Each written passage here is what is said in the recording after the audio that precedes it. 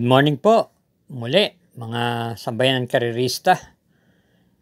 On the air lang po tayo, Mang Kelos TV, para ibigay sa inyo ang aking giya sa huling araw ng buwan ng Nobyembre, November 30, 2024, kung saan meron pong 7 pangarera muli at magsisimula po ito ng alas 3 ng hapon na pangarera ngayong Sabado.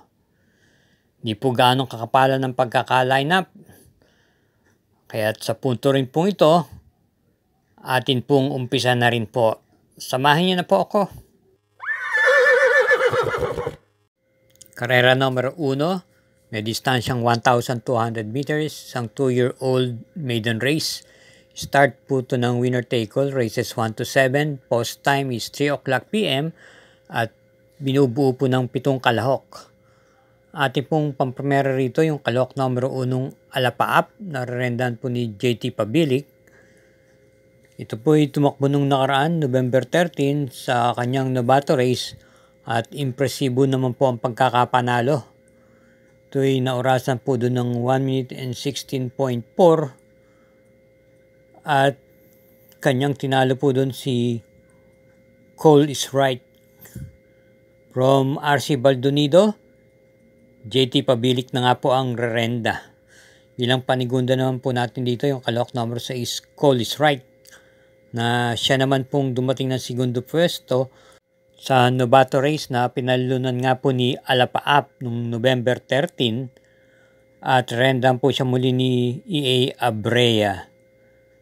Ito po ay naurasan po ng tiyempong 1 minute and 17.6.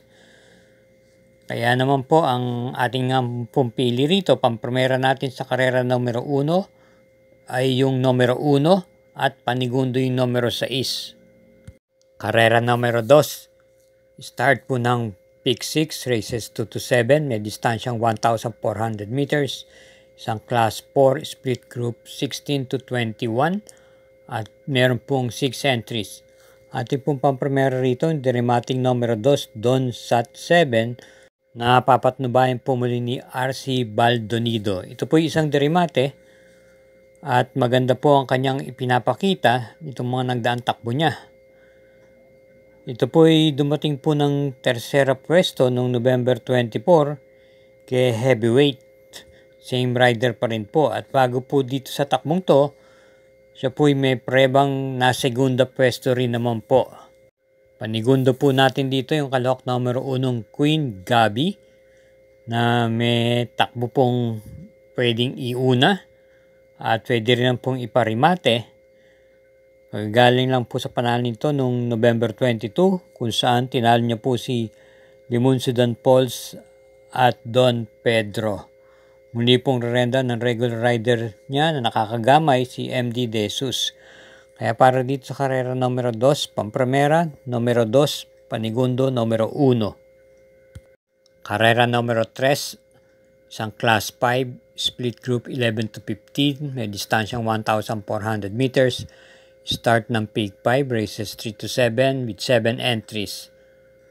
First choice, yung numero 6, Bohemian, na may takbo pong pwede rin na rin po itong i-pacing at pwede pong iparimate. Ito po ay papatnubayan muli ni J.A. Guse. Bagamat nung November 24, siya po ay pampito lang ito dumating kay heavyweight. Meron naman po itong angking panalo na dikit nitong nakaraan Oktubre. Ang pinakahuli ay noong October 20 kung saan tinalo niya po si Mythic Leila at yung tumerserang Ayuda. At bilang panigundo naman po natin dito yung kalahok numero 3 na Kalanggaman Island na isang derimate. Ito po ay na tersera pwesto noong November 20 kay Sky Lover. Kaya para rito sa karera numero 3, pamprimera numero 6, panigunda numero 3. Karera numero 4, start ng peak 4, races 4 to 7, isang class 5, split group 6 to 10, distance 1,400 meters at meron 6 entries. Ating pong first choice dito, yung kalahok numero 3, Lightning Bolt, na isa pong derimate.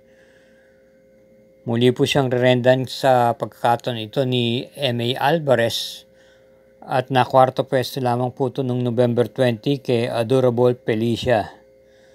May angkin panalo noong September 25 kung saan tinalo niya po si Safe in the West at Magnolia Ashley. Bilang panigunda naman po natin dito yung kalahok numero 6, Smiling Lady. Nararenan po muli ni JC De La Cruz. May taglay pong tuling at pwede na rin po itong isunod-sunod lamang. Ito po ay tumakbo noong November 23 at nakwarto pwesto lamang po siya kay Double Strike. At noong October 30 naman po, siya po ay may naitalang panalo kung saan tinalo niya po si Quincy. Kaya para dito sa karera numero 4, Pampremera numero 3 at Panigundoy numero 6. Para pong walang kakurap-kurap, huwag po nating kalilimutan na kaugaliin mag-subscribe, paki-share na rin po at hit na rin po ang like button. Salamat po. Karera numero 5, isang class 5, split group 6 to 10, distansya 1,400 meters, may 6 pong kalahok dito. At ating pong pampremera rito yung kalahok numero 6, Golden Jaraywa ni R.A. Base. Ito po ay may taglay pong tuling din na pwedeng makipagsabayan sa unahan at pwede rin po itong magparimate. Nung nakarang takbo niya noong November 24, hindi po kagandahan. Kanyang pinakita, dumating lamang po siya ng pampito kay Srinigar. Bagamat ganun po ang kanyang itinakbo, siya pa rin po ang ating napipiling pampremera rito. Bilang panigundo po natin dito yung kalahok numero 5, ang Bigote, na lately ay hindi po rin gaano kaganda ng tinatakbo. Ang pinakahuli po ay dumating po nung panlima lamang November 24 kay Srinigar. At doon po nirendan siya ni E.M. Blanca Flor. Sa pagkakataon po ito, si C.B. Ardona na po ang papatong. Ito po ay may taglay din pong remate at naipipacing.